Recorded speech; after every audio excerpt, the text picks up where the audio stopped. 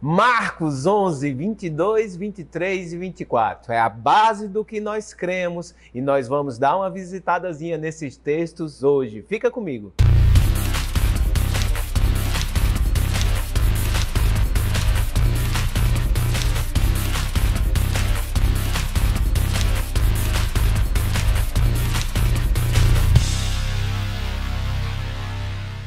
Graça e paz, seja muito bem-vindo a mais um Boletim da Fé. É sempre uma honra e prazer estar junto com você nessa jornada sobre as Escrituras e aquilo que Deus conquistou para nós na cruz em Cristo Jesus.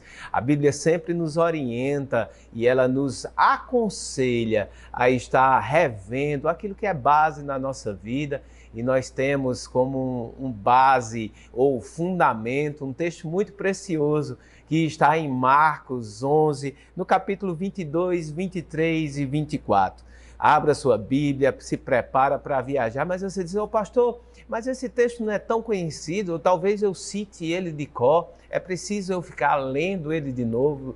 A gente sempre aproveita as oportunidades para estar fazendo uma revisão daqueles nossos conceitos. Antes de você abrir lá, eu queria ver uns textos com você. Deixa marcado aí Marcos 11 e vamos passear no texto da Bíblia só para a gente fundamentar o que a gente vai fazer hoje. 1 Tessalonicenses, capítulo 3, no verso 10, Paulo diz assim que ele orava de dia e de noite, com o máximo empenho para vos ver pessoalmente e reparar as deficiências da vossa fé. Às vezes a gente tem algumas coisas, alguns textos em nosso coração que são base para nós, bases para a nossa fé, para aquilo que nós estamos crendo. Mas volta e meia você precisa retornar a esses textos para que o Espírito Santo possa tratar você a respeito desses textos. E outra, para que outras pessoas ministrando possam ministrar de novo a respeito desse texto, mesmo que seja um texto que você conheça muito, mesmo que seja algo que você já esteja até decorado e saiba recitar de cor. É bom você escutar ensinamentos a esse respeito, tanto do Espírito Santo, quanto dos seus líderes, dos pastores, dos ministros de quem você se alimenta, a respeito dessas palavras, porque existem algumas coisas que podem ser perdidas se você deixar apenas na memória. Você precisa trazê-la de volta para o seu coração mediante o ensino da palavra, porque em Romanos, no capítulo 10, no verso 17, diz que a fé vem pela pregação, em algumas versões pelo ouvir. Mas eu gosto desse termo, a pregação e pregação da palavra de Deus, porque não é só você escutar uma vez e deixar para lá. A palavra no original passa uma ideia de permanecer ouvindo, permanecer sendo ensinado a respeito da palavra de Deus. Então tem textos bíblicos que sempre tem algo a ensinar você. Sempre a palavra de Deus vai ter algo novo para ser tirado ou extraído dela. Em Filipenses diz assim, no capítulo 3, no verso 1, quanto mais, irmãos meus, alegrai-vos no Senhor. Numa outra versão, nessa mesma passagem, diz assim, meus amados, nunca limite a sua alegria ou deixem de se regozijar na maravilhosa experiência de conhecer nosso Senhor Jesus. A viagem na palavra, a viagem no ensino sempre nos leva a lugares em Cristo que nós ainda não conhecemos. E ele continua, a mim não me desgoste e é segurança para vós outros que eu escreva as mesmas coisas. Então, da mesma maneira que você não deve ficar chateado de escutar a mesma coisa, para mim não é problema nenhum continuar pregando a mesma coisa para você, porque é segurança para vós e para mim também que você escute as mesmas coisas e que suas deficiências na fé sejam corrigidas pela palavra de Deus, que sempre está gerando fé em nós e nos ensinando algo novo. Volta lá, tira o seu dedinho de Marcos 11 e vamos começar a ler do 22 até o 24. Marcos 11, 22 diz assim, ao que Jesus lhes disse, tende fé em Deus. Verso 23, porque em verdade vos afirmo que se alguém disser a esse monte, ergue-te e lança-te no mar, e não duvidar no seu coração, mas crê que se fará o que diz, assim será com ele. Por isso, verso 24, vos digo que tudo quanto em oração pedirdes, crede que recebestes e será assim convosco. Eu gosto dos 3 versículos que, para mim, eles são complementares. Eles entram dentro de um contexto de complemento. O verso 22, ele fala, olha, se identifique com Deus, se identifique com a natureza de fé que está em Deus. Por que essa identificação? Como eu me identifico com Deus? Como é que isso funciona, pastor? Funciona no sentido de que Deus, quando lhe criou, ele depositou em você. Primeiro, ele lhe criou a imagem e semelhança dele. Em espírito, somos a imagem e semelhança de Deus aqui na terra. Nessa criação do espírito, ele nos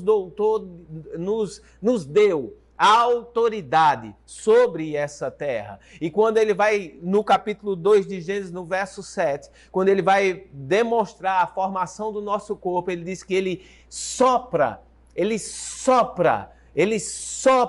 nas nossas narinas o fôlego de vida. A única coisa que foi criada, o único ser que foi criado, que tem relato bíblico de receber o fôlego de Deus, é o homem. E nesse fôlego está a capacitação divina de a gente ter aquilo que Deus tem. A mesma fé que ele tem, porque o sopro dele está em nós. Você não consegue falar sem sopro. E o seu sopro, ele pode ser humano, natural, mas também ele pode ser divino, de acordo com o que Deus colocou no seu coração. Então a Bíblia diz, olha, gere esse senso de identidade com a mesma fé que Deus tem. Como ele faz, você é capacitado por ele a fazer igual. Fazer o quê? Crer com o coração e confessar com sua boca. Esse confessar é chamar a existência. No verso 23, ele diz, porque em verdade vos digo. Ele não está dizendo algo que ainda vai ser. Ele está declarando uma realidade que já é mediante a identificação que nós temos em Deus por causa da criação. Jesus diz, isso é uma verdade. Aquele que disser e não duvidar no seu coração, aquilo que ele falou vai acontecer. A Bíblia diz, em verdade vos afirmo, que se alguém, ele não está dizendo que se um crente, ele não está dizendo que se um cristão, ele não está determinando que isso é específico de uma religião ou de um grupo de pessoas, mas ele está dizendo que isso é uma característica da humanidade. Ele está dizendo, se alguém, se um homem ou uma mulher crer com o coração e falar com sua boca, isso vai acontecer. Aí você pode me perguntar, pastor, que é isso? Que poder é esse que tem nas palavras? Exatamente. A palavra tem poder. Em Provérbios, capítulo 18, no verso 20, ele reitera aquilo que Jesus falou. Ele diz, do fruto da boca o coração se farta. No verso 20, diz, do fruto da boca o coração se farta. Do que produzem os lábios se satisfaz. Verso 21, a morte e a vida estão no poder de Deus. Não, meu irmão, no poder da língua. O que bem a utiliza comerá do seu fruto. A Bíblia, ela ressalta aquilo que Jesus está falando, e o próprio Jesus, ele diz lá em Mateus 12, 34, ele diz, raça de víboras, como podereis falar coisas boas sendo maus, porque a boca fala o que está cheio o coração. Jesus, ele determina que o falar tem poder, mas o falar manifesta o que o seu coração está cheio. E você pode perguntar, pastor, mas as palavras têm tanto poder para todo o homem? Então, qual é a diferença de ser cristão e não ser cristão? A diferença está justamente naquilo que Jesus falou. O seu coração, só como homem, não tem a capacidade suficiente de crer na grandiosidade de Deus. A nossa humanidade, quando a gente perde o relacionamento com Deus, a gente fica limitado. Então, as nossas falas se resumem àquilo que eu posso ver e pegar. Então eu sou limitado pelas coisas naturais, porque o sobrenatural não me é acessível, uma vez que eu não tenho Jesus. Outra coisa também, quando eu não tenho Jesus, os meus desejos estão corrompidos pelas minhas concupiscências, pela minha concupiscência, pela minha carne corrompida pelo pecado. O meu desejo fica corrompido. O que eu quero não é exatamente o melhor para mim, mas é um desejo fútil do meu próprio deleite para gastar com minhas próprias coisas. Então, eu tenho uma limitação quando não tenho Jesus de ter uma arma poderosa na minha mão, mas não ter a maturidade de saber utilizar. É como se eu pegasse um revólver e botasse na mão de uma criança. Vai dar errado, meu irmão.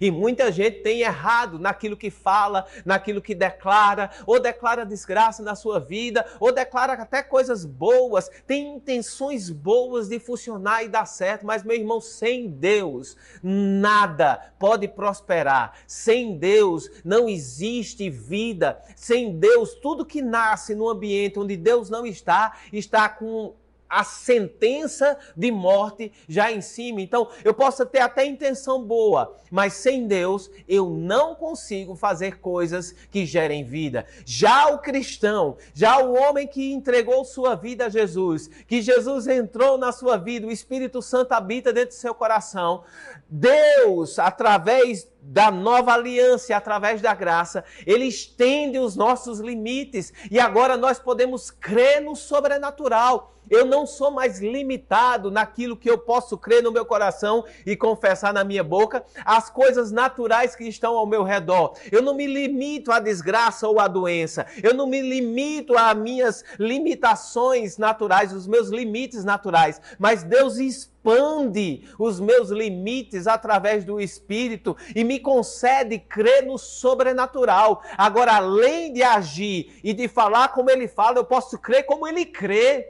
E através da Bíblia, o meu horizonte é ampliado e agora eu tudo posso naquele que me fortalece. Agora eu não sou mais definido pelas minhas limitações, mas eu sou definido daquilo que Deus fala ao meu respeito através da palavra dele. E os meus limites que antes eram naturais, agora estão estabelecidos em Deus e eles são agora sobrenaturais. Limitações sobrenaturais. E o sobrenatural, meu irmão, eu falo de limitação e até me dói no coração, porque os meus limites sobrenaturais são ilimitados. Até onde você pode chegar em Deus? Até onde você pode ir em Deus? Você tem que descobrir isso na palavra dele e andar de acordo com essa palavra. Encha o seu coração com essa palavra.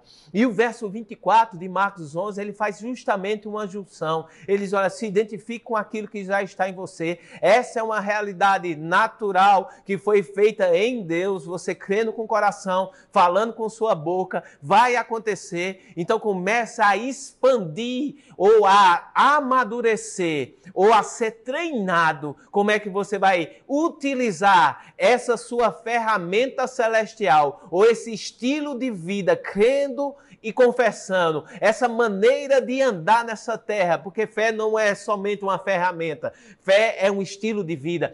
Como eu faço para fazer esse estilo de vida ser divino na minha vida? Ele diz, quando estiverdes orando.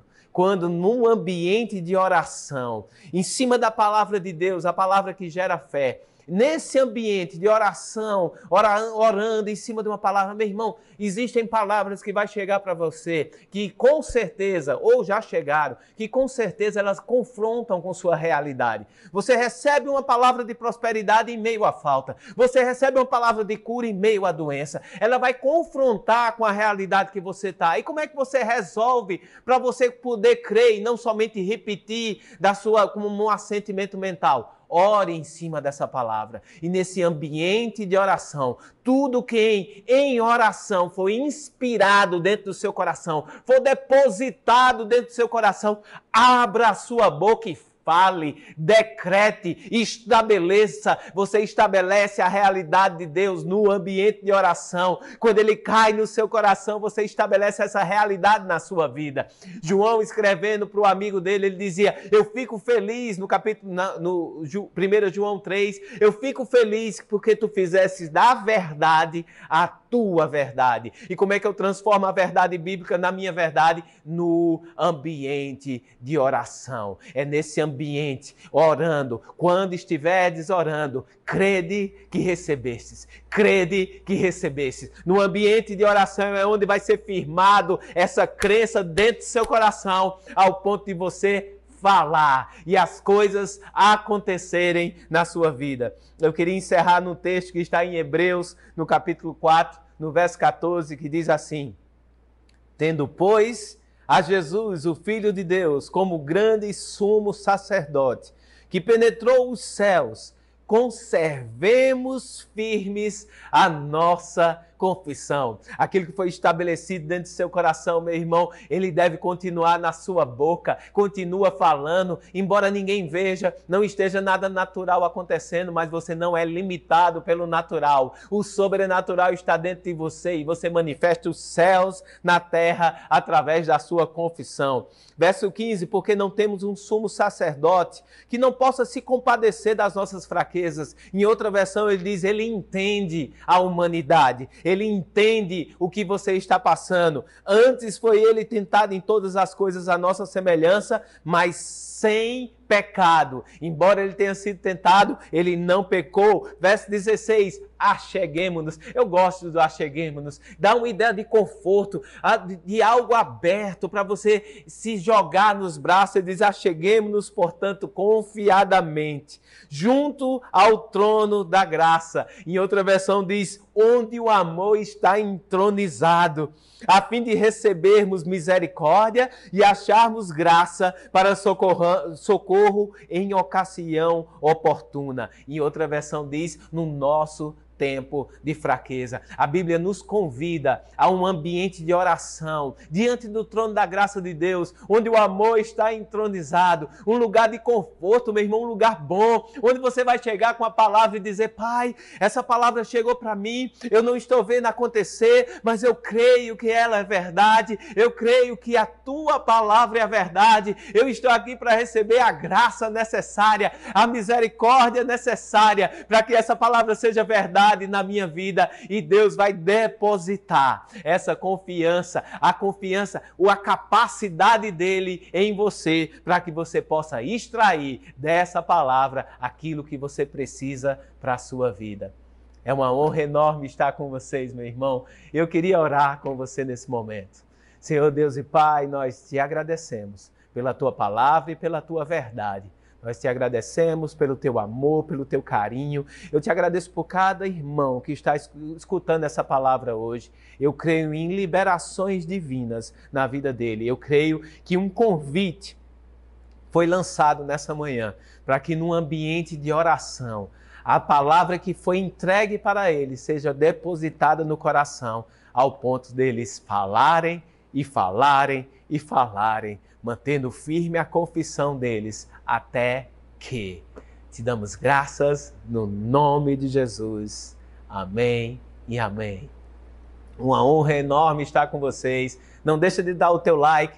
Não esquece, compartilha essa mensagem para alguém. Você conhece alguém que precisa escutar essa mensagem? Vai lá, compartilha, entrega, faz acontecer. Também se inscreve no nosso canal, meu irmão. É importante para esse algoritmo que diz aí do YouTube, para ele continuar levando essa mensagem para pessoas e possam escutar. Então vai lá, não custa nada para você, se inscreve, ativa o sininho, a notificação, para sempre que um vídeo novo sair, você tá lá sempre sabendo que está lá para você assistir. É uma honra enorme, amamos vocês, fiquem em paz.